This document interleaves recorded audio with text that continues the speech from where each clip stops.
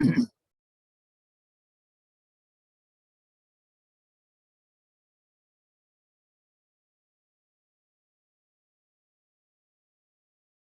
जो कर रहे थे कि उसका लोक का क्रियात्मक मतलब यह कि तीनों कालों में है और तीनों जगह पर, यानी कि मध्य लोक भी, उपलोक भी। अस्तित्व गुण की परिभाषा के अस्तित्व गुण से इसलिए समझाया जा रहा है कि जिस शक्ति के कारण से द्रव्य का नाश नहीं, उसकी सत्ता रहती है। अस्तित्व गुण से द्रव्य का नाश नहीं होता, द्रव्य किसी से उत्पन्न भी नहीं हो सकता। और अस्तित्व गुण यह दर्शाता है कि प्रत्येक द्रव्य की सत्ता अनादि काल से, और वह सत्ता सदा अनंत काल तक कायम रहने वाली है। प्रत्येक द्रव्य का अपना अपना अस्तित्व गुण है। ये एक सामान्य गुण है, 6 द्रव्यों का है ये जो है, जिससे कि उसकी सत्ता हमेशा रहेगी। प्रत्येक द्रव्य की उसके सभी गुणों की सत्ता, ये भी बात है, अनादि अनंत कायम रहती है। उसमें इस द्रव्य का अस्तित्व गुण निमित्त है। ये तो सामान्य 6 गुण है ना, ये बहुत ही बढ़िया क्लैरिटी देते हैं कि ये किस तरह है। मतलब द्रव्य में अब क्या है कि ये उसकी सत्ता रहती है, पर द्रव्य में स्वाभाविक परिणमन होता है। तो नहीं जाना था कि छठ स्थान जो है ना, छठ गुण हानि वृद्धि, हाँ, या छठ गुण वृद्धि हानि ये हो रही है। मानी कि 6 से तो वो बढ़ रही है, यानी कि वृद्धि हो रही है, 6 से हानि हो रही है, और एक समय में हो रही है। ये एक समय में हो रही है, निगोद के जीव में भी हो रही है और केवली के अंदर भी हो रही है। ये परिणमन किसी में नहीं रुका। हाँ, ये सामान्य है, निगोद के जीव में भी है। जीव तो है ही ना, निगोद का हो चाहे कहीं का हो, ये बताने के लिए कि केवल ज्ञानी के अंदर भी, केवल ज्ञानी में भी परिणमन हो रहा है। परिणमन हो रहा है जो है ना, ये जो किसमें हो रही है, हाँ, ये उसकी शक्ति जो है ना, गुणांश है सर्वांश में, उसमें ये परिवर्तन आ रहा है। ये इसका जीव का सामान्य गुण है। ये अगुरु लघुत्व जो उसमें है ना, उसके कारण हो रही है। अगुरु लघुत्व के कारण हो रही है। हर गुण में आ रहा है। हाँ, हर गुण में आ रहा है। जैसे ज्ञान दर्शन सुख, ये 4 गुण है जैसे, तो चारों में ये परिवर्तन जो है उसमें एक्चुअल में होता कुछ नहीं है, क्योंकि जिन जिन की वृद्धि हो रही है उतनी उसी रेशो में हानि हो रही है। पर इसका मतलब परिणमन हो रहा है, परिणमन हो रहा है। वो परिणमन यही है, कुछ घटता बढ़ता नहीं है। अगुरु लघुत्व का मतलब है कि ना वो गुरु होगा ना वो लघु होगा। जब अगुरु और लघु है तो, और उसी के कारण ही ये जो परिवर्तन हो रहा, परिणमन हो रहा है, रहता वैसे का वैसे ही, रहता वैसे का वैसे। तो इसको ये समझेंगे कि एक समय में 6 प्रकार, एक समय कितना सूक्ष्म है, उसके अंदर ये परिवर्तन वृद्धि हो रहा है। तो ये जो है ना, ये बहुत ही अलौकिक बात है। ये तो मतलब केवलियों ने बताया है, हमें नहीं पता चल सकता था कि ये एक इसमें होता है। वो कहते हैं इतनी ये अलौकिक बात है, इतनी अद्भुत है कि इसके ऊपर जो है ना, आप अंदर अपने अंदर आस्था श्रद्धा लेके आओ और उत्साह से भर जाओ कि आप मेरे में इतना परिवर्तन, उमंग आ जाए, उसके प्रति उमंग आ जाए हमारे अंदर कि देखो ऐसे परिणमन भी हो रहा है, इसका कि कोई फर्क नहीं पड़ रहा, बट परिणमन तो हो रहा गुरुदेव, है। हाँ जी। गुरुदेव कहते हैं कि एक समय में एक ही एक्शन हो सकता है, तो ये 6 के 6 इकट्ठे कैसे होते हैं फिर? नहीं, एक्शन नहीं है, ये तो उसका कार्य है ना, उसका स्वभाव है। ये कोई काम करने थोड़ी जा रहा है, एक समय में एक कार्य कर रहा है, उपयोग लगा रहा है। ये तो उसके अंदर परिवर्तन, ये उतार चढ़ाव हो रहे हैं उसके अंदर। अगुरु लघुत्व, इसका जो है बिल्कुल इसका स्वभाव बदलेगा। इसको हम अगुरु लघुत्व जब लिया था, हमने इसी को एक्सप्लेन किया था कि ये है क्या, कि एक समय में 6 प्रकार की वृद्धि और 6 प्रकार की हानि, ना उसमें गुरुता आ रही है ना उसमें लघुता हो रही है। तो फिर ये क्या हो रहा है, ये एक स्वाभाविक परिणमन है। मतलब जीव कैसे परिणमन करेगा, आत्मा जो है ये परिणमन तो चल रहा है उसके अंदर। मतलब ये है कि एकदम स्टैंड स्टिल नहीं है, मतलब वो हिल रहा है।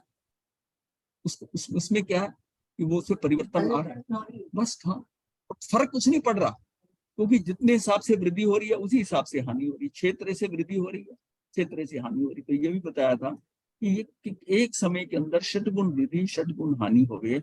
ऐसा कर्म से समझा सकते हैं कि कर्म ऊपर नीचे जा रही है, कर्म से नहीं, मतलब उसको पता है जब संख्यात अनंत असंख्यात संख्यात इस तरह जो उसकी वृद्धि हो रही है, फिर उसका अनंतवां भाग असंख्यातवां भाग और संख्यातवां भाग भी वृद्धि हो रही है, और यही 6 की हानि हो रही है। तो ये से वृद्धि हो रही है, साथ में हानि हो रही है। तो बात तो वही की वही है तो वही का वही है। क्योंकि अगुरु लघुत्व है, यानी कि ना अगुरु और अलघु, ना वो कम होगा ना भारी हो। तो इस तरह इसमें वो परिवर्तन आ रहा है।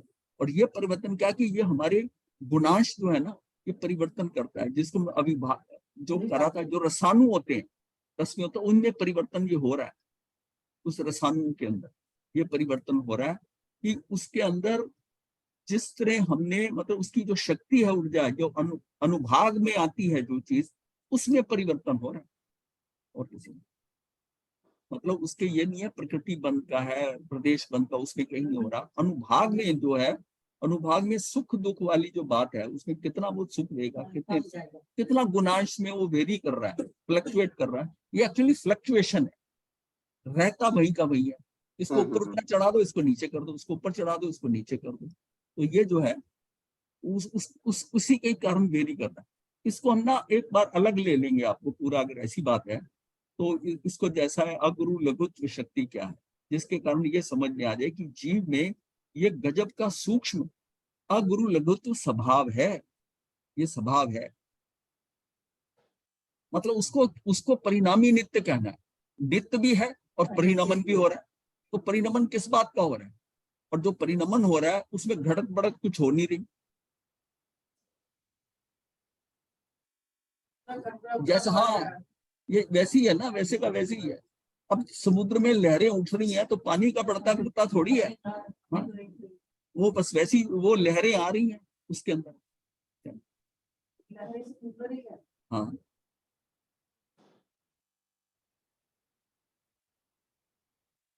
मतलब उसके अंदर क्या है कि स्वरूप में कोई अंश गुण बढ़ता नहीं है। मतलब यह कि अन्य रूप नहीं होता, कुछ बदलता नहीं है। ये नहीं कुछ और में कन्वर्ट हो जाए, ऐसा भी कुछ नहीं हो रहा, पर उसी के अंदर यह, इसको ये समझ लो जैसे खड़ा है ना व्यक्ति, एक स्टैंड स्टिल खड़ा है, एक वहीं पर ही उछली जा रहा है, वहीं पे ही उछले जा रहा है, वो वहीं का वहीं है, उसमें कुछ फर्क नहीं पड़ रहा है, वहीं पे हिले जा रहा है, हिले जा रहा है उसी हिसाब से।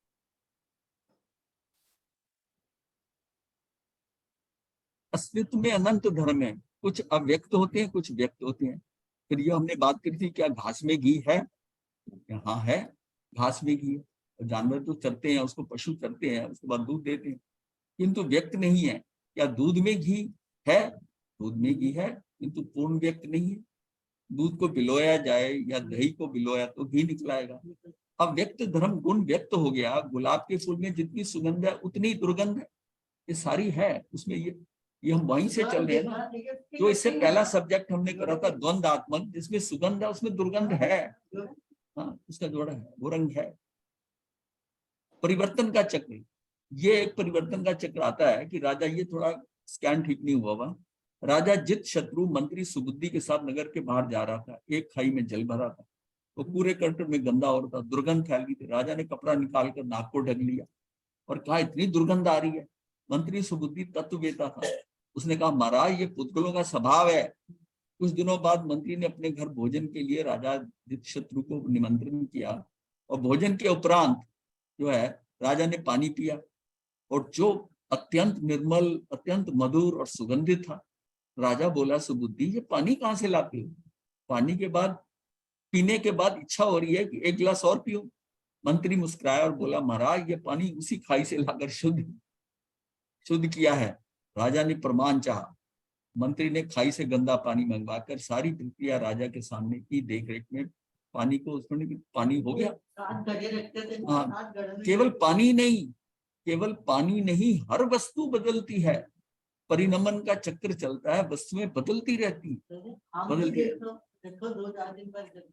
परिणमन ऊर्जा का उद्भव है।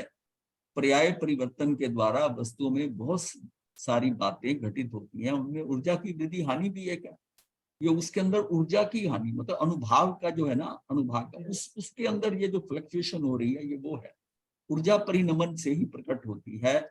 आइंस्टीन ने इस सिद्धांत का प्रतिपादन किया कि द्रव्य, यानी कि जो मास की शक्ति को एनर्जी में और शक्ति को द्रव्य में बदला जा सकता है। मास को एनर्जी, ऊर्जा में, यानी जो द्रव्य है उसको ऊर्जा में बदल सकते हैं, और ऊर्जा को हम द्रव्य में बदल सकते हैं। इस द्रव्यमान द्रव्य संहिति, यानी संहित का मतलब मास, शक्ति का समीकरण सिद्धांत की व्याख्या है। ये क्या परिणामी नित्यवाद के द्वारा की जा सकती है। इस सिद्धांत कि परिणमन भी हो रहा है, परिणामी नित्यवाद, नित्य भी रह रहा है और परिणमन भी हो रहा है। द्रव्य और शक्ति दोनों भिन्न नहीं है, द्रव्य और शक्ति भिन्न नहीं है। हम कह रहे हैं कि ये उसमें फ्लक्चुएशन हो रही है, इसमें ऊर्जा में हो रही है। तो द्रव्य और शक्ति दोनों भिन्न है, किंतु एक ही वस्तु के रूपांतरण है। ये आइंस्टीन का फार्मूला है, E = mc²। क्या है? तो जैन दर्शन के अनुसार द्रव्य में अनंत शक्ति है। वह द्रव्य चाहे जीव हो या पुद्गल, काल की अनंत धारा में वही द्रव्य अपना अस्तित्व रख सकता है जिसमें अनंत शक्ति होती है। वह शक्ति परिणमन के द्वारा प्रकट होती रहती है, जिसमें शक्ति का ये जो है ना, शक्ति की फ्लक्चुएशन हो रही है, उसकी शक्ति की, वह शक्ति परिणमन के द्वारा प्रकट होती रहती है। आज के वैज्ञानिक जगत में जितना प्रयोग हो रहा है उसका क्षेत्र पौद्गलिक जगत है। पौद्गलिक वस्तु को उस स्थिति में लाया जा सकता है जहां उसकी स्थूलता समाप्त हो जाए, उसके द्रव्यमान या द्रव्य संहिति, यानी कि उसका द्रव्यमान या द्रव्य का ये मास, संहिति का मास होता है, समाप्त हो जाए, उसे शक्ति के रूप में बदल दिया जाए। उसको बदलते, उस द्रव्य को बदलकर उसको ऊर्जा में कन्वर्ट कर सकते हो, ऊर्जा को द्रव्य में कन्वर्ट कर सकते हो। लोक की व्याख्या दो न्यायों से है। जैन दर्शन ने द्रव्यार्थिक या पर्यार्थिक, इन दो न्यायों से लोक की व्याख्या की है। हम लोक को अभेद की दृष्टि से देखते हैं, तब हमारे सामने द्रव्य होता है। मतलब हम अभेद देख रहे हैं तो हमें द्रव्य नजर आए, और अगर हम भेद से देखें तो गुण अलग नजर आएंगे और द्रव्य, दोनों का अभेद देख, अब तब गुण ही गुण नजर आएंगे। गुणों का ही समूह द्रव्य है ना। जब हम कुछ उसको एज ए टोटल देख रहे हैं तो द्रव्य है, और जब एक एक चीज की बात करेंगे तो उसके गुणों की बात करेंगे। हम लोग को जब भेद या विस्तार की दृष्टि से देखते हैं तब द्रव्य लुप्त हो जाता है। हमारे सामने होता है पर्यायी पर्याय, परिणमन ही परिणमन। उसकी शेप हम देखते रहेंगे, इसकी क्या है, इसकी पर्याय बदल गया। आदमी कौन होता है? आदमी कोई द्रव्य नहीं है। आदमी नाम का कोई द्रव्य आपको नहीं मिलेगा। आदमी एक पर्याय है। हाँ, पर्याय है, पर्याय है। नीम वृक्ष कोई द्रव्य नहीं है, वह एक पर्याय है, वह पर्याय है। दुनिया में जितनी वस्तुओं को हम देख रहे हैं वे सारी की सारी पर्याय हैं। हम पर्याय को देख रहे हैं, द्रव्य हमारे सामने नहीं आता, वो आंखों से ओझल रहता है। हम तो पर्याय देख रहे हैं ना उसकी, जो, क्योंकि हमारी निगाह कहाँ जाएगी तो उसकी जो बाहर का आकार उसी के ऊपर जाएगी ना। पर्याय को ही पर्याय को द्रव्य, आज इतने द्रव्य लगा रहे, आज मैंने ये छोड़ दिया, वो पर्याय है ना, पर्याय को द्रव्य कह रहे हो। हाँ, पर्याय को, पर्याय उसको, वो जो मेन द्रव्य है वो तो आंखों से आपको नजर नहीं आ रहा। अब उस पेड़ के अंदर आप पेड़ नजर आ रहा है, लेकिन उसमें जीव तो है ना। हाँ, क्योंकि जीव जो है ना वो अमूर्त है, वो दिखाई नहीं देता। उसके बाहर जो उसका शरीर है वो मूर्त, वो हमको दिखाई देता है, हम उसी से गिन रहे हैं। यही हाल हमारा है। हम शरीर है ना, शरीर को ही हम समझ रहे हैं कि मैं हूं, तो मुझे ये दिखाई दे रहा है। ये पर्याय है। जो असली मेरा द्रव्य है, जिसको वस्तु कह देते हैं, द्रव्य कह देते हैं, आत्मा कह देते हैं, वो अलग है। अब ये तो हमने बुद्धि में समझ कर डाला कि मेरी आत्मा अलग है, वरना आपको आत्मा कहाँ दिखी थी? ये तो ज्ञानियों ने हमें बता दिया, हमारी समझ में आ गया और हमने एक्सेप्ट कर लिया।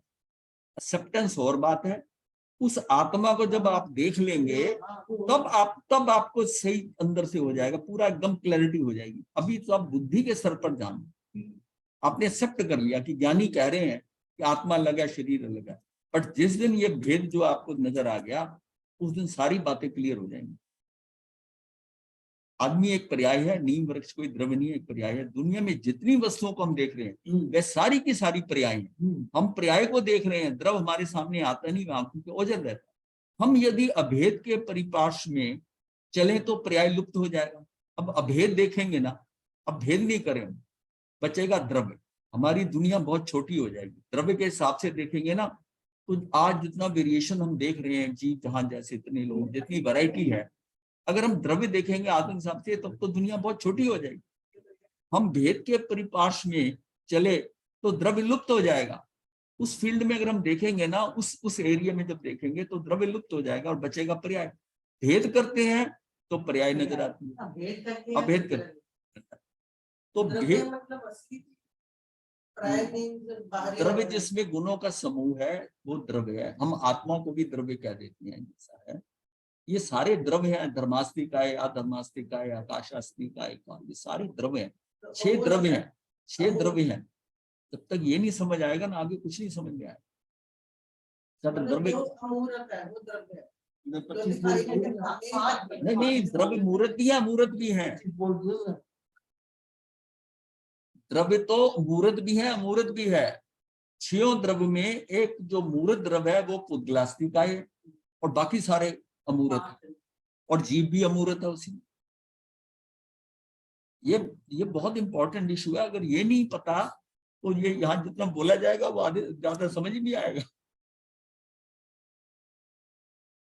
25 बोल। हाँ, भेद अभेद को निकल जाएगा, मात्र विस्तार होगा। परिणमन के जगत में जैसा जीव है वैसा ही पुद्गल है।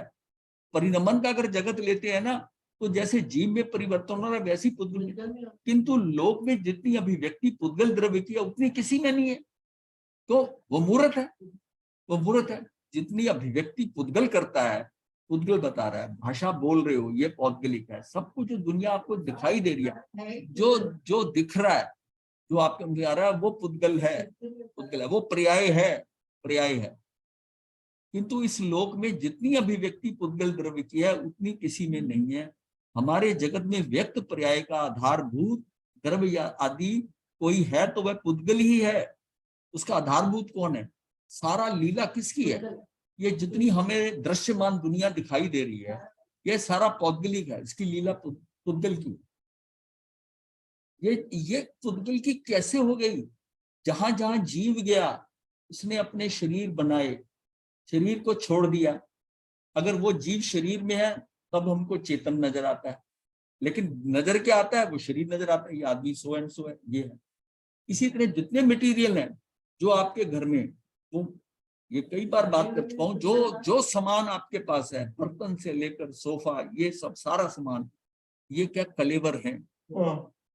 ये जीव जहां जहां गया वहां शरीर छोड़ आया या उसका छुड़ा दिया शरीर, और उसको हमने कन्वर्ट कर कर बना लिया। ये और कुछ नहीं है।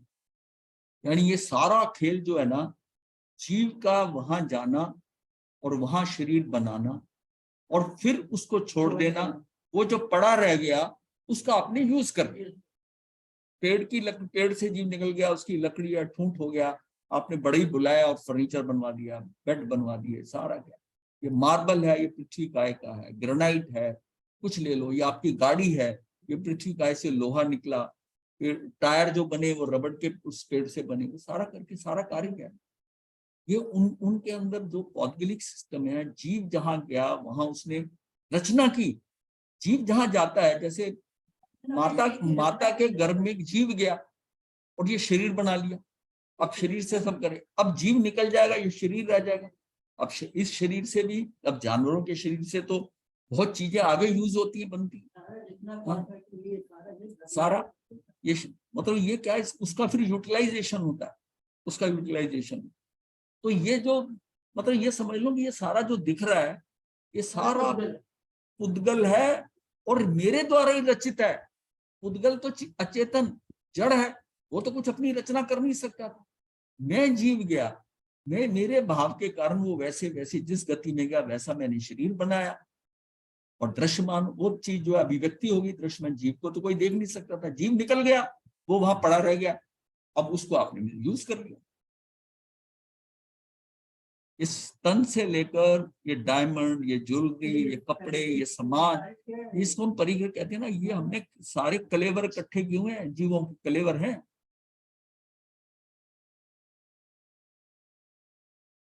जैसे अंगूठी पहनकर लोग खुश होते हैं कि ये डायमंड की रिंग पहनी है, उसका बेस मटेरियल जो है वो भी किसी का कलेवर है, वो डायमंड भी कलेवर है। ये कलेवर पहन के खुश हो रहे हैं। दूसरों की लाशें टांगी हुई हैं। ये कपड़ा भी जो है ना, ये कपास का उसका कलेवर है, उस पौधे का। उसको निकालकर प्रोसेस करके हम पहनने लग गए, ये कलेवर है। तो सारा क्या है इसका मतलब? इस लोक में मतलब द्रव्य तो 6 ही थे, द्रव्य तो 6 ही थे ना। धर्मास्तिकाय दिखता है हमको, ना धर्मास्तिकाय दिखता है, ना काशास्तिकाय दिखता है, काल दिखाई नहीं देता। काल सिर्फ क्या अनुभव में आएगा अपने समय के अनुसार, वो भी मनुष्य को ही आता है। ये सारे जो है, अब खेल क्या रहेगा, ये जीव है, ये भी अमूर्त है, एक पुद्गल है। अब पुद्गल में इन सब में जो है बुद्धि वाला कौन है, जीव है। बाकी सब तो वैसे ही है, उनका तो परिणमन ही नहीं होता, चार का तो परिणमन होता ही नहीं, तो अपने स्वभाव में रहते हैं। धर्मास्ती अधर्मास्ती है, उनका तो 1 इंच इधर से इधर नहीं होता। उनके अंदर जो परिणमन हो रहा है वो भाव के द्वारा हो रहा है, क्रिया में नहीं हो रहा। क्रिया के अंदर, भाव और क्रिया दोनों के अंदर परिवर्तन कौन कर रहा है, वो जीव कर रहा है। अपने को ज्यादा समझदार करता वही बुद्धि है। जीव और पुद्गल का ही खेल हो रहा है ना, सारी क्रिया जो हो रही है।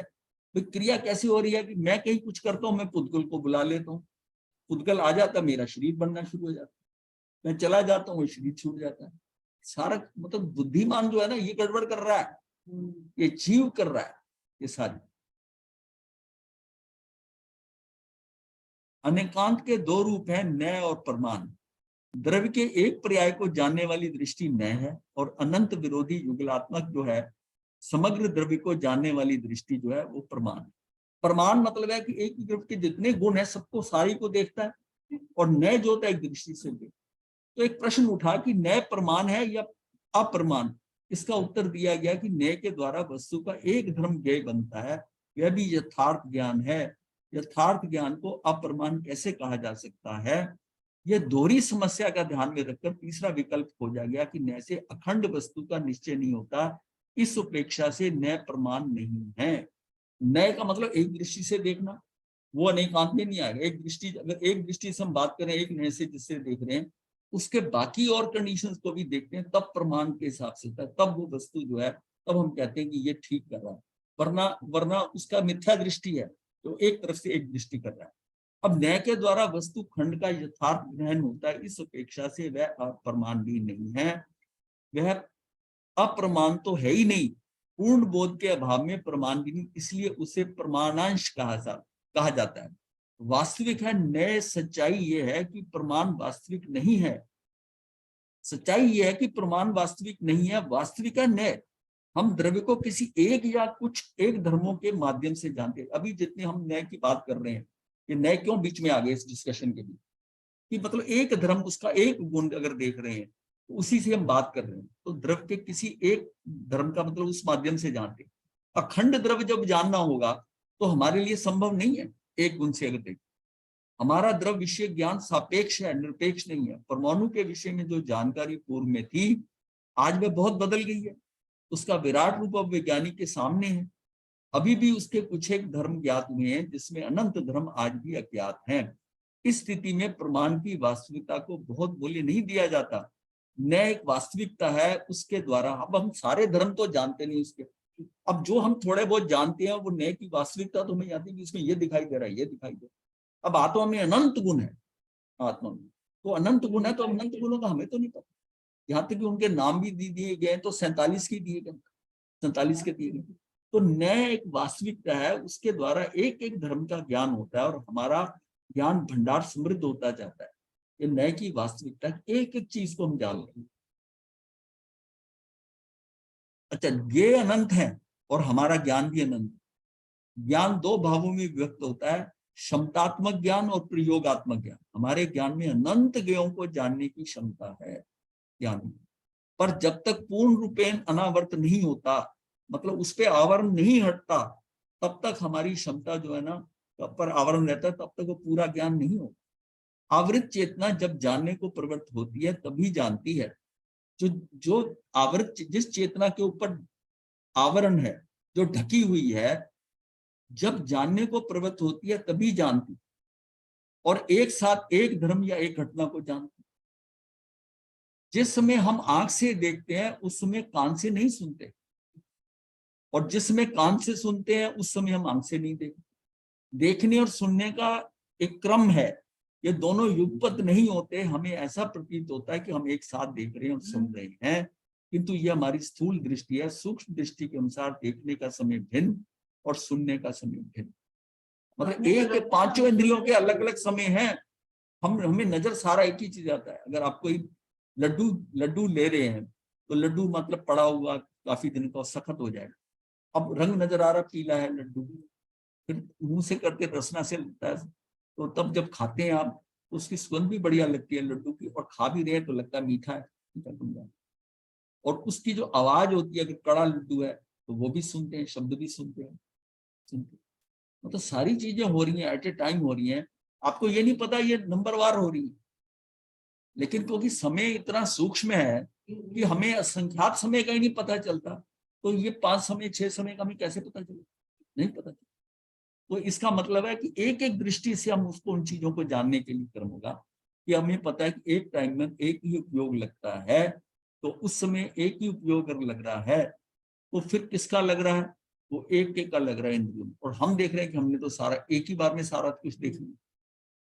जानने का ये क्रम न कि वास्तविकता को परिणामित करता है जानने का, इसको बताने के लिए सारा बताया कि जानने का ये क्रम न कि वास्तविकता को प्रमाणित करता है।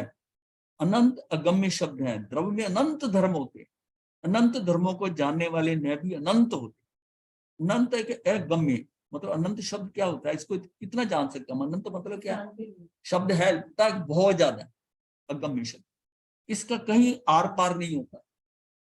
अनंत को उपयोगी बनाने के लिए 2 शब्द खोजेंगे, द्रव्यार्थिक और पर्यायार्थिक। अब आर पार नहीं होता, अनंत धर्म है वो शब्द है अनंत के साथ। अब अनंत को 2 शब्दों में खोजे तो द्रव्यार्थिक और पर्यायार्थिक। द्रव्यार्थिक ने द्रव्य को ध्रुव अंश का प्रतिनिधित्व करता है, जो उसमें ध्रुवता है ना, जो ध्रुवता है उसको बताता है। द्रव्यार्थिक ने जो है ना, इसमें द्रव्यार्थिक ने द्रव्य के ध्रुव अंश का प्रतिनिधित्व करता है, ये जो ध्रुवता रहती है वो द्रव्य, ये फलानी चीज है या ये ऐसा करता है। पर्यायार्थिक ने द्रव्य के पर्याय अंश का प्रतिनिधित्व करता है, वो उसको बताता है, गाइड उसमें करता है कि ये इसका अंश है। पर्याय से हम बहुत वैरायटी जानते हैं उसकी, पर्याय के साथ पर्याय का। इन 2 नियमों के द्वारा लोक के सभी द्रव्यों का विश्लेषण किया जा सकता है। गौतम स्वामी ने भगवान महर्षि से पूछा, बनते आत्मा शाश्वत है या अशाश्वत? तो भगवान ने कहा द्रव्यार्थिक न्याय की अपेक्षा से आत्मा शाश्वत है और पर्यायार्थिक न्याय की अपेक्षा से अशाश्वत।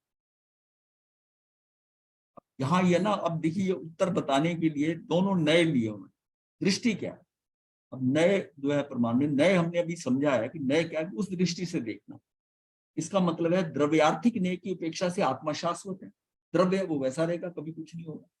पर्यायार्थिक न्याय की अपेक्षा से अशाश्वत है, वो परिवर्तनशील है, उसकी पर्याय बदल सकती है, अभी मनुष्य है, देव बन सकता है, नरक में जा सकता है, वो सारा। तो उन्होंने क्या कहा कि आत्मा शाश्वत है। प्रश्न ये था कि आत्मा, प्रश्न क्या था उसका, गौतम स्वामी का, आत्मा शाश्वत है या अशाश्वत है? उन्होंने कहा ये शाश्वत भी है और अशाश्वत। अब ये इसको समझने की दोनों चीजें समझ, जब ऐसी बात आती है तब हमें न्याय की जरूरत पड़ती है किसी चीज कि इस दृष्टि से ये है और इस दृष्टि से ये, दोनों चीजों में फर्क है। अगर हम द्रव्यार्थिक न्याय से देख रहे हैं तो ये शाश्वत है, और पर्यायार्थिक ये दृष्टि इससे देख रहे हैं तो उसकी पर्याय है, पर्याय के अर्थ से। तो पर्यायार्थिक न्याय की अपेक्षा से वह अशाश्वत है। न्याय व्यवस्था का आधार, न्याय व्यवस्था का आधार है अभेद और भेद का विरोधी युगल, मतलब दोनों ही उसमें हो, विरोधी युगल, दोनों विरोध है, अभेद भी है भेद भी है, और विरोधी युगल, दोनों के दोनों है युगल, है इकट्ठे। तो ये भी द्वंद है कि भेद और अभेद से मतलब न्याय व्यवस्था का आधार है, अभेद भी सत्य है और भेद भी सत्य है। अभेद और भेद का विचार आध्यात्मिक और पदार्थ विज्ञान इन दोनों दृष्टियों से किया गया है। जैन दर्शन के अनुसार चेतन और अचेतन को भिन्न मानना सम्यक दर्शन है। यहाँ तो क्लैरिटी है कि भेद विज्ञान जैसे हो गया, जैन दर्शन के अनुसार चेतन और अचेतन को भिन्न मानना, मतलब बड़ी स्थूल डेफिनेशन दी कि आपने चेतन और चेतन मतलब है शरीर और आत्मा, इसको भिन्न मानना ये सम्यक दर्शन है। उन्हें अभिन्न मानना मिथ्या दर्शन,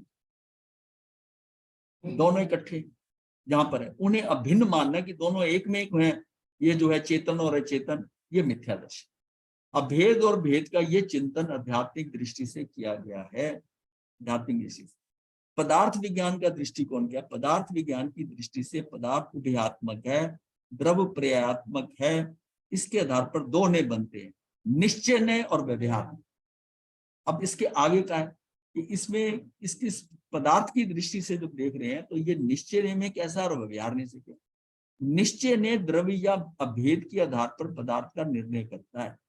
वो द्रव्य का या मतलब अभेद के आधार पर पदार्थ, द्रव्य का करेगा मतलब अभेद, अभेद के आधार पर पदार्थ का निर्णय। और व्यवहार ने जो है वो पर्याय या भेद के आधार पर निर्णय करता है, वो उसकी पर्यायों से बात करता है, वो व्यवहार नहीं से।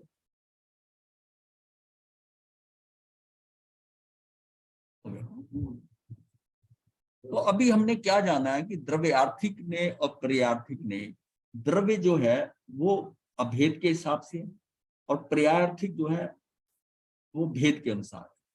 और भेद इसमें इसमें साथ में निश्चय ने और व्यवहार ने भी आ गया।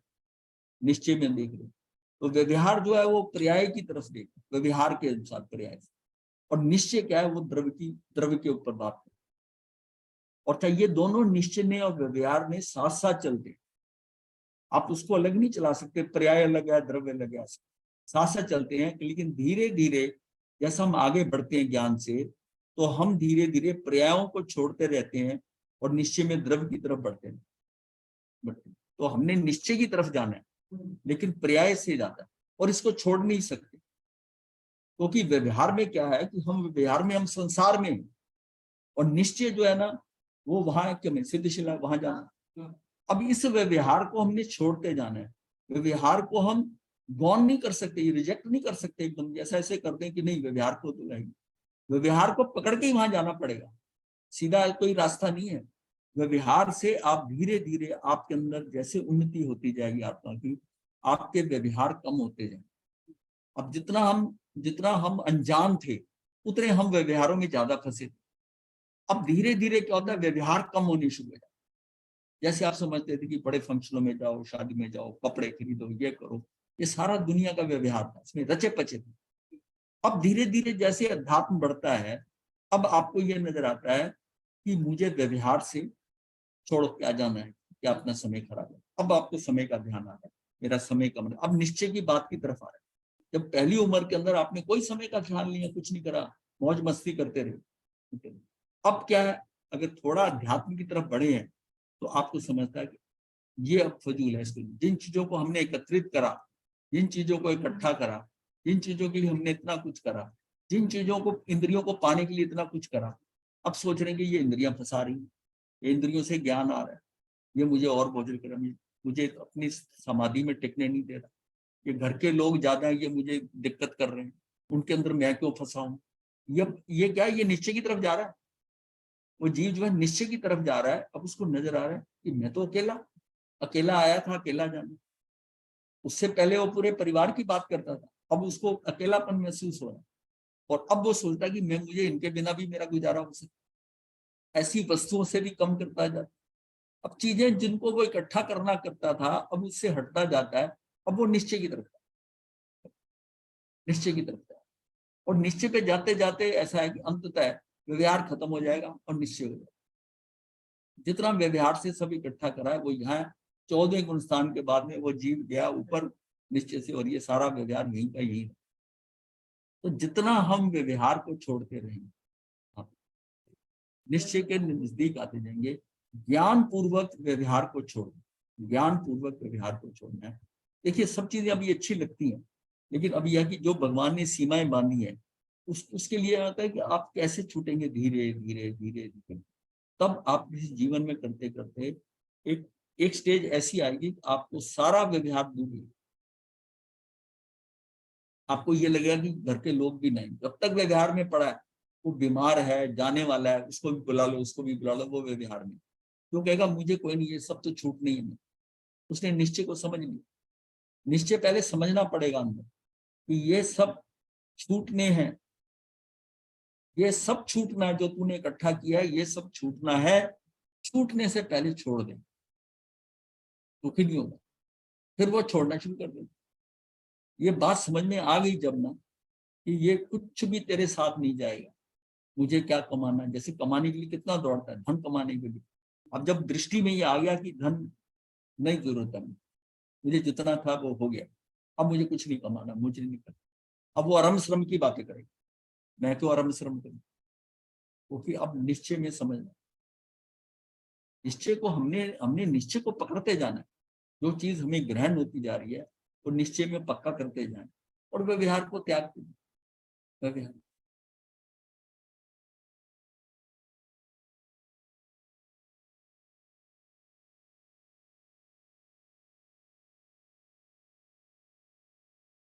है। हाँ, ये वैसी एक छोटा सा विषय है। आज मुझे पता था कि पूरा ये समय बच जाएगा, इसलिए छोटा सा विषय ले लिया। नहीं, मैं तो ये आपको द्रव्यार्थिक और पर्यार्थिक ने को बताने का था। इसके लिए अलग लिया जाएगा। उसके लिए लेखन हो रहा है अभी उसका हो रहा है नए, और उसका जो है वो डिटेल में है, वो बहुत डिटेल में होगा, कम से कम 25-30 पेज में होगा नए, और वो पूरा बताएंगे, प्रमाण निक्षेप सारा। वो एक्चुअल में है ना, हर एक का भी इतनी समझ आएगा नहीं। अब ये भी आपको ज्यादा नहीं समझ आएगा, मैं बता दूं कि ये नए जो होते हैं ना, ये इतना सिंपल नहीं है समझना दृष्टि से। पढ़े हुए हैं ना, हाँ। अच्छा, हमारी साधना के हिसाब से नहीं, पर गहराई से अगर समझना हो तो ये जरूरी है, वरना अगर नहीं भी जाने तो इसका कोई ज्यादा फर्क। शिवक्षम और उपशम ये बताना चाहता था कि शिवक्षम उपशम ये जो भाव होते हैं, हमारे 5 भाव हैं, उसमें हम कई बार इसमें कंफ्यूजन करते हैं शिवक्षम और उपशम के। शिवक्षम 4 घाती कर्मों, ज्ञानावर्णी, दर्शनावर्णी, मौनी और अंतराय कर्मों का ही होता है। यहाँ हमने इसको बात को बड़ा पक्का करना है, क्योंकि ये विषय कई जगह यूज होगा, पर हुआ है। शिवक्षम का मतलब है कि शिवक्षम होता है, शय और उपशम किसका होता है? 4 घाती कर्मों।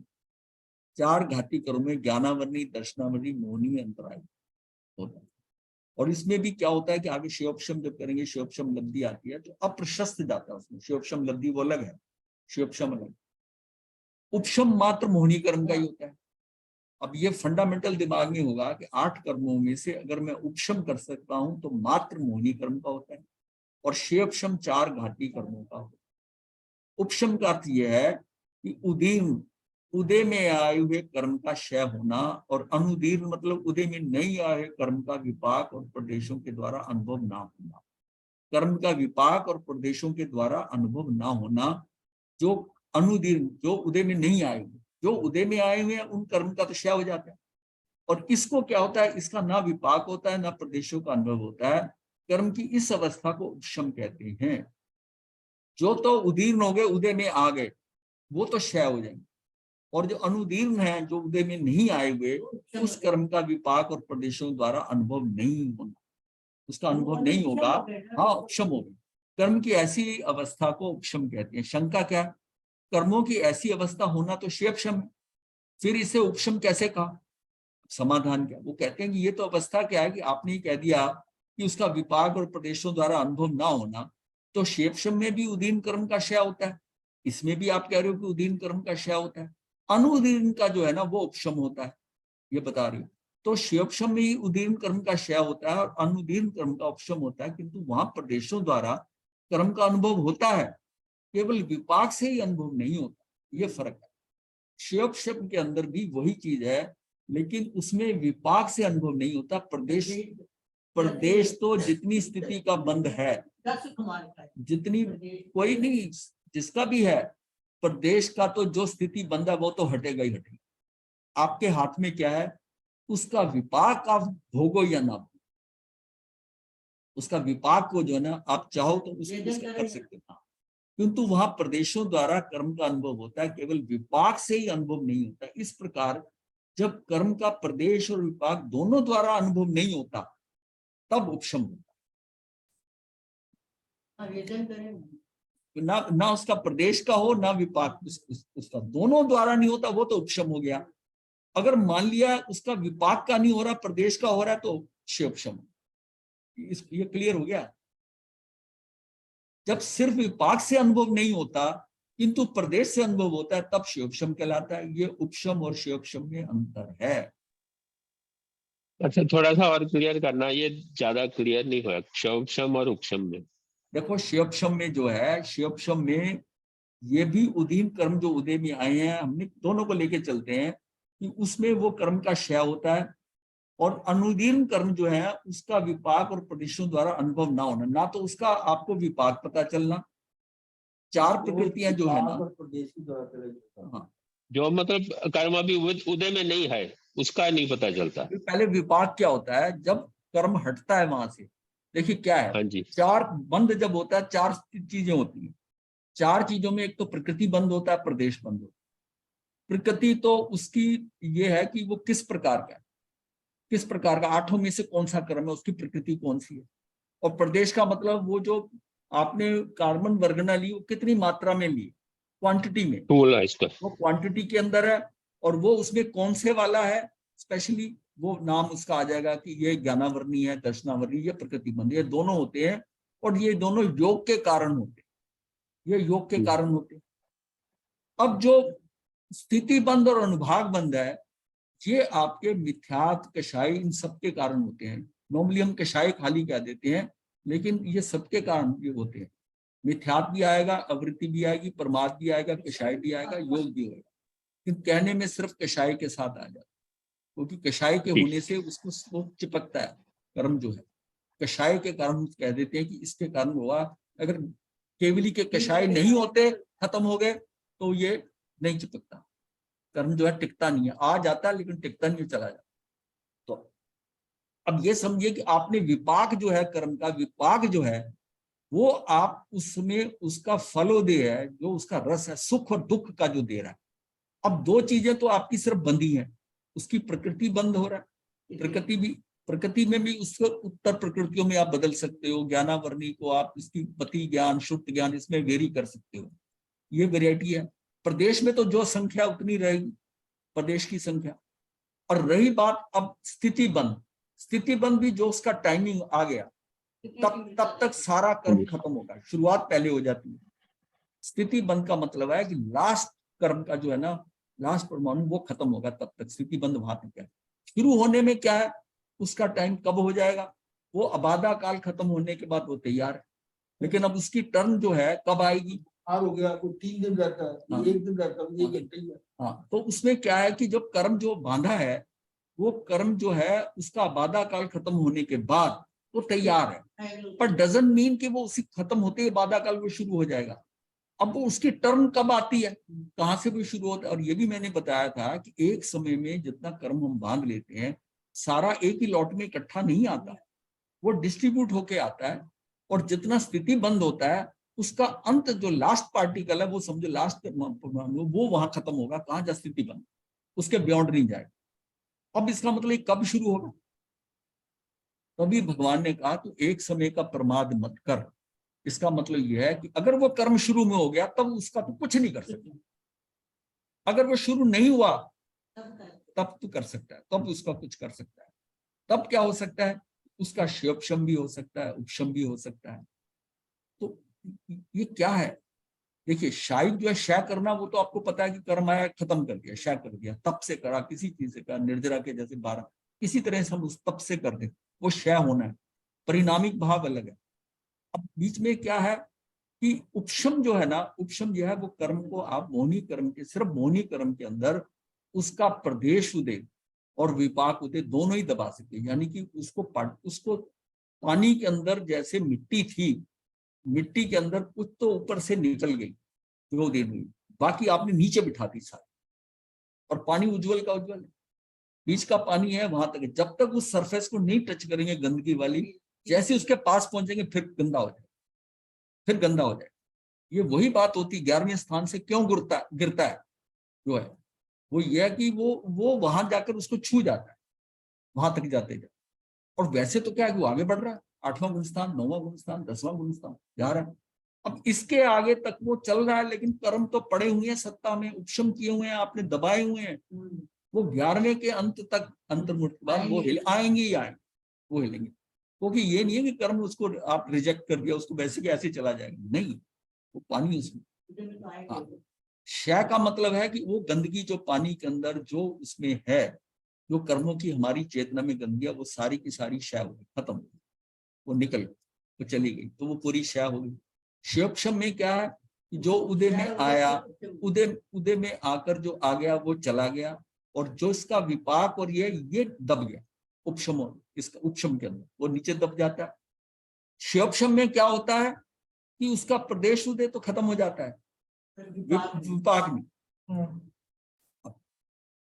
जब सिर्फ विपाक से अनुभव नहीं होता किंतु प्रदेश से अनुभव होता है, तब श्योपशम कहलाता है। ये उपशम और श्योपशम में अंतर है। श्योपशम और उपशम का लक्षण एक नहीं है, अलग अलग है। जब इन दोनों में से होने वाला सम्यक भी अलग अलग है।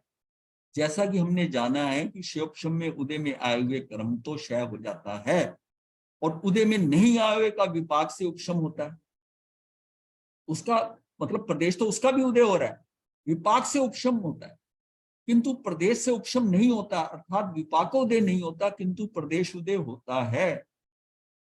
ये बात ये समझ आ जानी चाहिए। अब श्योपशम में उदय में आए हुए कर्म का तो क्षय हो जाता, जो उदय में कर्म आ गया ना उसका टाइम आ गया, वो तो हो जाए। उदय में नहीं आए हुए का विपाक से उपशम होता है, विपाक से होता है, प्रदेश से उपशम नहीं होता। परंतु विपाक उदय नहीं होता किंतु प्रदेश उदय होता है, उसका प्रदेश उदय हो जाएगा, प्रदेश उदय होता जाएगा, विपाक आप महसूस नहीं करोगे। इसलिए श्योपशम के अंदर हम क्या कहते हैं, जब विपाक नहीं होता तो मुझे सुख दुख नहीं होता, सुख दुख नहीं होता तो राग द्वेष नहीं होता, और राग द्वेष नहीं होता तो मुझे मेरी आत्मा निर्मल है। तो श्योपशम हम आज तक मनुष्य जो बने हैं किसके कारण बने, श्योपशम के कारण। हमने जो तरक्की करी है, यहाँ तक पहुंच गए, मनुष्य बन गए, कहां से निकलकर केंद्रीय से, और यहां तक आने के अंदर हमने क्या किया है, सिर्फ श्योपशम से हुआ। अकाम निर्जरा होती रही। श्योपशम क्या है, श्योपशम से क्या कि मैं उस समय तक, जिस समय मेरा विपाक उदय नहीं हुआ, प्रदेश उदय होता रहा, वो सब होता रहा, विपाक उदय नहीं हुआ, तो मैं अपने सुख दुख को महसूस नहीं किया और मैं उसमें शांत रहा, ना मैंने राग किया, मैंने द्वेष किया। अब उस स्थिति में मेरे अंदर निर्मलता है, और वो जितना पैसेज हमें लंबा मिलता है, जितना समय ऐसा ज्यादा मिलता है, उतनी मेरी निर्मलता बढ़ जाती है। फल आना, फलोदय से कर्म जो बंधा है, कर्म जो बांधा है आपने, या तो सुख देगा या दुख देगा। किस प्रकृति से बांधा है, शुभ करके कार्य करके बांधा कि अशुभ करके बांधा, उससे पाप हुआ। जो पाप हुआ वो जाते जाते दुख देगा, और जो आपने शुभ प्रकृतियों से बांधा वो सुख देगा। आपको कोई ऐसी खबर आ जाएगी, आपको ऐसा कोई सुख दे देगा, आपका कोई काम कर देगा जो आपने करना था, वो आपको सुख मिलेगा उसको। तो क्या है कि ये वो जो सुख है ना, वो पौद्गलिक की सुख ही मिलेगा। सुखों का, उसका सुख जो है कोई आत्मिक सुख नहीं होगा, शरीर के स्तर पर वो पुद्गलों का वाला ही सुख देगी। ये समझिए कि उसमें अब फर्क कैसे, क्यों दुख होगा। दुख ये होगा कि जो मेरे साथ कर्म आके ऐसे चिपके, ऐसे चिपक गए, अब ये चिपक गए तो आपने किससे चिपका है। अगर आपने हल्का सा गोंद पतला सा लगा दिया तो ये धीरे से छूटेगा, आपकी ये स्किन नहीं खींचेगी। और आपने फेविकॉल लगाया हुआ है, अब ये छूट रहा है, वो इसकी स्किन को भी खींच रहा है, इसको, और आपको कष्ट होगा। हाँ, ये कष्ट, वो हमारे रसानुओं पे डिपेंड करता है। वो रसानु जो है ना, परमाणु के से भी बहुत सूक्ष्म है कि उसकी कितनी इंटेंसिटी होगी। वो जो दुख मिलेगा ना, सुख मिलेगा तो किस मात्रा का मिलेगा, किस जगह की खुशी होती है, किसी को इतना दुख होता है, दर्द होता है, किसी को होता है इतना बड़ा फोड़ा होता है, हाँ, किसी का इंजेक्शन लगता है, कितने बार है, जिसको इंजेक्शन का पता नहीं चलता। वो तो उसकी अपनी है। अब बच्चे को पहली बार जब लगता है ठीक है, लेकिन दूसरी बार धीरे धीरे फिर इंजेक्शन को समझ आता है कि इसका इतना सही दुख है तो बहुत मामूली है, नहीं तो वो डॉक्टर का सफेद कोट देख के रोने लग जाता है। महेश्वरी जी, हाँ जी, विपाक को दे तो हम फील करते हैं, विपाक को, हाँ यस, विपाक हाँ को जी। हम, विपाक का मतलब है वो फील करते हैं, ठीक है। हाँ जी। वेदन जिसको और प्रदेशोदय कैसे पता चलेगा कि प्रदेश उदय आपको पता करने की जरूरत नहीं है ना। अब कितने बंदे आपने के गिनती करके बांधे, कितने नहीं, छूटे। हाँ जी। प्रदेश उदय तो अपने स्थिति बंद टाइम के अनुसार वो छूटेंगे, अच्छा। जितने जिस टाइम की उसकी लिमिट है। जैसे इसको हमने एक शब्द दिया था, निषेकीकरण। जिस तरह निषेकीकरण मतलब जितने कर्म लौट आया था वो एक समय में बंधा था, उसका हमने एक इक्वेशन बना ली कि ये एक समय की बजाय ये तो 50 समय के अंदर खत्म होगा। हाँ और जी। वो पहले में कितना होगा, 10%, 20%, 30%, मतलब पहले जो है ज्यादा होता है, फिर धीरे धीरे कम होते और लास्ट के अंदर आखिर चला है। तो ये किसको कहते हैं हम, निषेकीकरण। निषेकीकरण तो ये निषेक हो गया। ये जैसे ये डिस्ट्रीब्यूशन हो कि माल ऐसे बांट, ऐसे बटेगा, ये ऐसे बटेगा। इतना माल ऐसे बटेगा। ये जो आगे अबाधा काल है ना, उसके निषेकीकरण के कारण ही है। जो कर्म अपने बांधा उसको इमीडिएटली क्यों नहीं आ जाता, इसलिए नहीं आता कि अभी उसको प्रोसेस में, अभी तो सामान आया है, वो कहता मैं इसको चेक करूंगा, देखूंगा कहाँ लगाना है, टिकाना है, वो तब तक उसकी सेटिंग होती है। फिर जो ऑलरेडी सिस्टम कर्मों का चल रहा है उसमें इंटरफियर थोड़ी करेंगे, जो नया है इसको पहले निकाल दें, नहीं, वो एक सिस्टम से उसमें ऐड हो। जितना बाधा काल है उसके बाद ही आएगा। नहीं, ऐसा उसका अबाधा काल के बाद ही अबाधा काल किस लिए वो टाइम लिया गया है कि उसकी पूरी सेटिंग होगी कि ये यहाँ से शुरू होगा और यहाँ खत्म होगा, और ये इस मात्रा में होगा। तो एक समय के अंदर जो हम कर्म एक्सपीरियंस करते हैं वो एक कर्म का अंश नहीं होता, वो कईयों का होता है। कई कर्मों का, किसी कर्म का टेल एंड है, किसी की स्टार्टिंग हो रही है, किसी का मध्य है, वो सारा उसमें उसकी टाइमिंग होकर वो पूरा क्लब होके आ रहा है। कितने कर्म चल रहे हैं हमारे, कहां से एक समय के हिसाब से आप करेंगे, एक समय के अंदर अनंत कर्म बंध जाते हैं, और उसका कैसे हिसाब रखा जाए। और इतनी छोटी सी भूल, इतनी अंदर का विचार हल्का सा बदला, उसके कारण सारी स्थिति बदल। कितना मतलब वो कितना दुख देंगे, कितना सुख देंगे, वो कैसे डिस्ट्रीब्यूट होता है। मतलब जिसकी ना खाल खींची जाएगी, उसने ऐसा कर्कश कर्म बांधा कि उसको है, किसी के तो ये ना कि उसको डंडे से मारा गया, किसी को कुछ करा गया, उसकी चमड़ी, जिंदे की चमड़ी उधेड़ी गई। अब देखो ना उसने कैसे कैसा, क्यों, जिस समय उन्हें छीलते हुए, उसका छिलका उतारते हुए, काचरे का छिलका उतारते हुए इतना रस लिया, उसको ऐसे देखा मैंने कैसे काटा, देखा एक स्पाइरल की तरह वो घुमाता गया और ऐसा देखा मैंने कटने नहीं दिया, देखो ये होता है, कैसे छीला है मैंने। हमने कहीं पे घर नहीं छोड़ा, एक चीज़ थे ना, तो पूरा जो है ना, वो इसका मतलब आप आनंद ले रहे थे उसको छीलते हुए। मतलब उस समय ये भाव आना कि देखिए मुझे अपने भोजन के लिए इसकी मुझे हिंसा, हत्या करनी पड़ रही, ये मन में ये भाव है कि इसकी हत्या करनी पड़ रही है, बड़ा अंदर भाव, इस भाव से करता है, अलग कर्म बनेंगे। एक कहता है कि वो पेश किया मैंने। अभी हमारे यहाँ क्या है कि बारातों के अंदर ना लोग ना वो जो खीरा सब्जी ये चार होते हैं, इसके ना वो शेप बनाते हैं, इसका मना किया जाता है। उसको देख देख कर आप भी देखो क्या बनाया, अरे भैया का मगरमच्छ बना दिया था। जब ये ऐसी चीजें करता है, कर्म कितना बंधता है, कितना कर्म बंधता है। आप उसकी तो जान गई, उसको कैसे चढ़ा, और आप उसमें आनंदित हो। हाँ, मतलब ये हम कई कर्म बांधते हुए कर्म की इंटेंसिटी का नहीं सोच पाते हमारे भावों से। वो कर्म, हालांकि वो कर्म देखने में क्या कर्म हुआ, मैंने किसका क्या पाप कर दिया बताओ, लेकिन आपने उसको देखकर उसमें आनंद लिया, आनंद। महाराज जी, महाराज जी, हाँ जी, जैसे फल को अचित कर लिया, इसके हाँ, बाद फोक से या टूथपिक से लेना चाहिए या नहीं? नहीं नहीं, जब आपने उसका पल्प ही कर दिया, उसका पल्प निकाल दिया, लेकिन आपके भाव है कि जैसा है आप उसको ये तो रखो ना कि ये जिसका, ये किसी का शरीर है, ये जीव का ही है, मैं भी शायद यहाँ पर जन्म लिया होगा और शायद मैं जन्म लूं, तो इसका मतलब भाव उतना करुणा का भाव तो अंदर रखा जाए ना। हाँ जी। मतलब जब चीज को हम दिखाते, मतलब जितनी बार आप सब्जी लेने जाते हैं, जितनी बार उसमें उठाकर स्पर्श करते हैं, दबा के देखते हैं, उसको कष्ट होता है, उसको कष्ट होता है। मतलब भिंडी को तो नीचे से उसके दबाते हैं, तो कितना कष्ट होगा। हाँ, छांटते हैं, फिर वो दुकानदार भी वो ऊपर से फेंक देता है, या उसने कहा दो और दो, आपने उठा के उछाल दिए। ये सारा क्या है, ये इसी तरह हो। अंदर बीज है, सब कुछ है, डाली से टूट गया आम है तो गुठली तो जीव है उसके अंदर, जीव तो है, उसने जीव कैरी कर रहा है। जब तक कच्चा है तब तक तो जीव, तब तो बहुत है, संख्यात जीव है अपने के बाद। हाँ, लेकिन उसमें जीव तो है ना। और साधु के लिए तो ये आया कि बिना वो बीज रहित ले सकता है, बीज वाला नहीं ले सकता। पका हुआ फल बीज रही, बीज रहित, बच्चा तो नहीं जानता, तो कम से कम उनके मतलब ये जो घर में जो गृहिणी है, गृहिणी को ये तो सोचना है कि मुझे अपने परिवार के पालन की आरंभ कर रहा है, लेकिन उसके प्रति करुणा तो हो कि देखिए मुझे ये आरंभ श्रम करना है। तो महिला को तो ये है कि किचन में जाती सुबह की जैसे ही उसने गैस को ऑन करा उसका तो शुरू हो गया।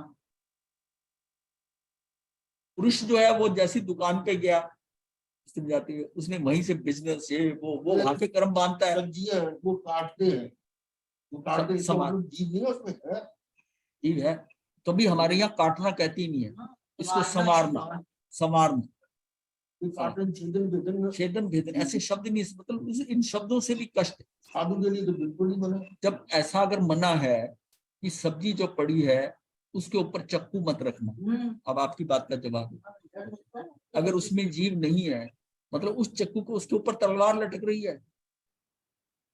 वो कहते हैं कि जैसे फल पड़े हैं, ट्रे के अंदर फल पड़े हैं, आपने वहीं चक्कू रख दिया, उसी के ऊपर रख दिया फल, बाद में ढूंढना पड़े। तो कहा जाता है घर के अंदर पुराने लोग की चक्कू को बाहर अलग रख, उस फल के फलों में जो जमाने जो कहते हैं ना, तो वैद जड़ी बूटियां लाते थे तो वहां के जाके देखते थे ये बूटियां से कहते हैं कल लाऊंगा आपसे, और आपको मुझे किसी रोग के लिए उसका उपचार के लिए चाहिए तो मुझे आपको लेना पड़ेगा। और सहज मतलब उस दिन वो फिर मेंटली प्रिपेयर्ड है। अब जैसे होता है ना, जैसे किसी को बिना बताए दंड दो तो मारने लग जाओ, उसको समझ आ गई। एक को पता है कि तूने गलती करी है तो ये 4 डंडे पड़ेंगे, तो उसको उसकी एक्सेप्टेबिलिटी ले ली कि तूने गलती करी है, तुझे पड़ेंगे। और एक बार किसी को मारने शुरू कर दो तो ये क्या हो गया क्या, ये ऐसे ही हम कर रहे हैं। मतलब इतनी बारीकी से हम सोचें कि हमारे से कहाँ हो सकता है। बच्चों में जैसे आप बता रहे हो, प्रत्येक बच्चे फल तोड़ते हैं, प्रार्थना करो ताकि वो अपनी प्राण शक्ति हटा ले, उनको कम से कम दर्द हो। वही बात है जड़ी उस पे, इसीलिए वो मेंटली प्रिपेयर हो जाए, इसके लिए। ये सारी हमारी क्या साइकोलॉजी सारी है बच्चे कि ये हमें ऐसा कर रहा है, ऐसा करना है, ऐसा करना है। इसको सब विवेक यही है कि सजग होना चाहिए कि मैं कम से कम मेरे में उनके प्रति करुणा रहे।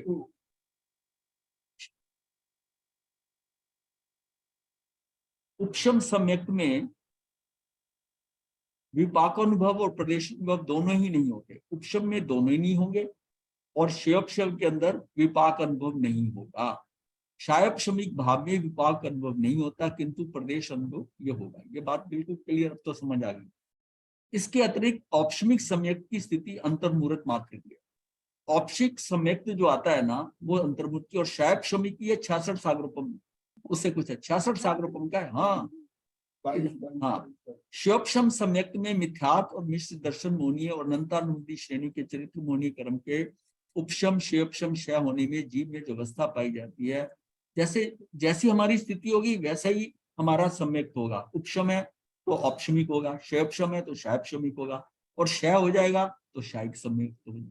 शायिक सम्यक एक बार हो जाए सम्यक तो वो जाता नहीं। उपशम के समय इन कर्मों के उदय का अभाव पाया जाता है। कर्म सत्ता में तो पड़े रहते हैं परंतु अंतर्मुहूर्त काल तक दबे रहते हैं, उदय में नहीं आते। शिवक्षम सम्यक में मिथ्यात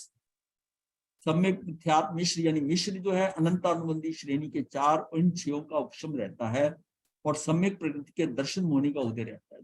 ये देश ये इसको छोड़ देते हैं आज थोड़ा 50 है ना, आगे कंप्लीट होगा नहीं समझ नहीं आएगा। हम लोगों को सुधारने के लिए थोड़ा और सरल करना पड़ेगा। जैसे सरल नहीं है, आपकी है कि बैकग्राउंड नहीं है। ये लोग जो जान बैठे हैं ना, ये 300 सवा 300 350 वो अब आएगा हर चीज के में अंदर वहां से शुरू हो तो ये कभी खत्म ही नहीं होंगे। ये सारा एक बार हो चुका है। 350 प्रोजेक्ट हो चुके कल से ही आया नहीं, पहले हो चुका। ये जो हो रहा है रिपीट हो रहा है। ये रिपीट में ही मैं ये नहीं कहता, ये तो कई बार जब जाना जाएगा डिस्कशन होगा, हमारा लेवल बढ़ेगा धीरे धीरे, फिर हमें पता चलेगा अच्छा ये इसके कारण है, ये इसके कारण है, अच्छा ये क्या है, तब ऐसे समझ आएगी।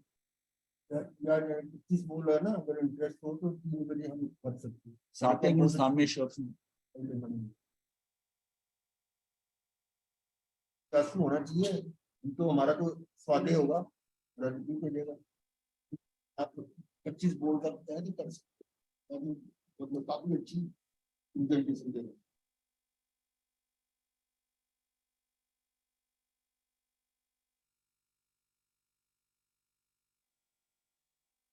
आज का जो है ना वो थोड़ा वेरिड रहा है, इसमें कई चीजें आएंगी आगे। इसमें उपशम के अंदर उपशम और शेयपशम इसको हमने समझना है।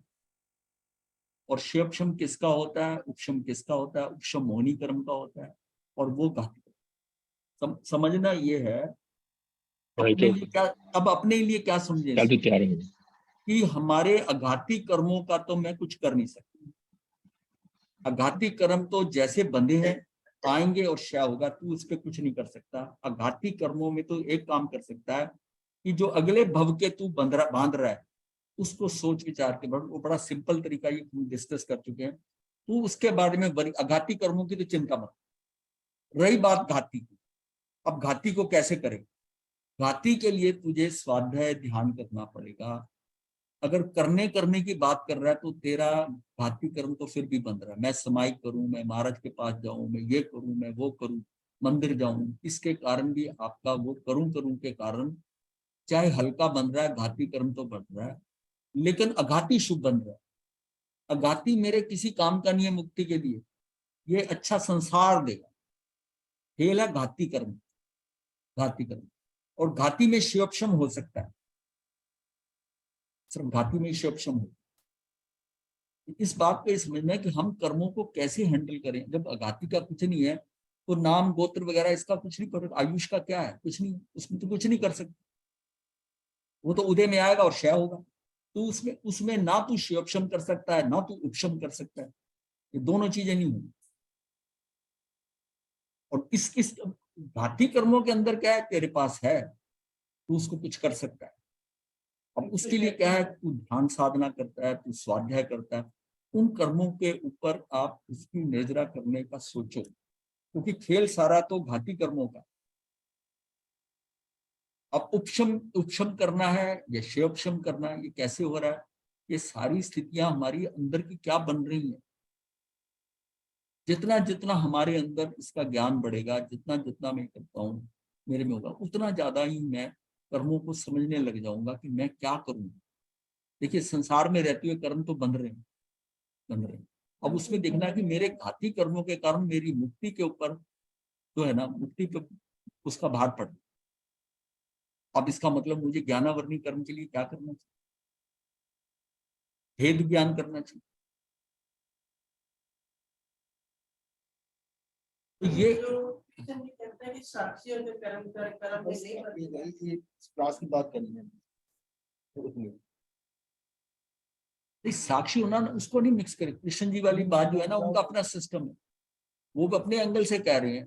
हम तो जैन धर्म के हिसाब से चल रहे हैं कि जैन धर्म के अंदर आपको इतना विवेक रखना है कि हर कार्य करते करते विवेक करना है कि उसमें मतलब उसकी क्वांटिटी इतनी वेरी होती है कर्मों की कि एक मेरे भाव चेंज हुआ तो गड़बड़ हो जाए। एक भाव, अपने भावों को साथ संभालने करते हुए, और कर्म जो करने हैं उसके अंदर आपके अंदर क्या भाव है, किस लिए कर रहे हो, कारण क्या है। अब डॉक्टर के हाथ से मरीज मर जाता है तो उसको उसको कोई मर्डर का थोड़ी लगता है। उसने पूरी कोशिश करी बचाने की। और अगर डॉक्टर की नियत है कि इस मरीज से मैं ज्यादा पैसा कमा लूं, डॉक्टर साहब बैठे हमारे, डॉक्टर अमिता जैन, और उसमें उसको कमर्शियल, इसको ये दवाई दे दो, ऐसा करो, उसको लटकाए रखो, तो फिर कैसे कर्म, फिर वो डॉक्टर के भी कर्म बनेंगे। चल रहे तो लाया मैं। कसाई जैसा दोष लगेगा। हाँ जी, चलिए। गुरुदेव की आज्ञा से चतारि मंगलम अरिहंता मंगलम सिद्धा मंगलम साहू मंगलम केवली पनतो धम्मो मंगलम। चतारि लुगुत्मा अरिहंता लुगुत्मा सिद्धा लुगुत्मा साहू लुगुत्मा केवली पनतो धम्मो लुगुत्मो।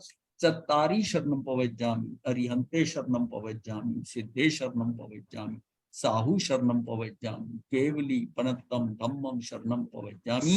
ये 4 शरणें दुख करने और न शरणा कोई जो भव प्राणी करे। जय माता। मथेन वंदामि मथेन वंदामि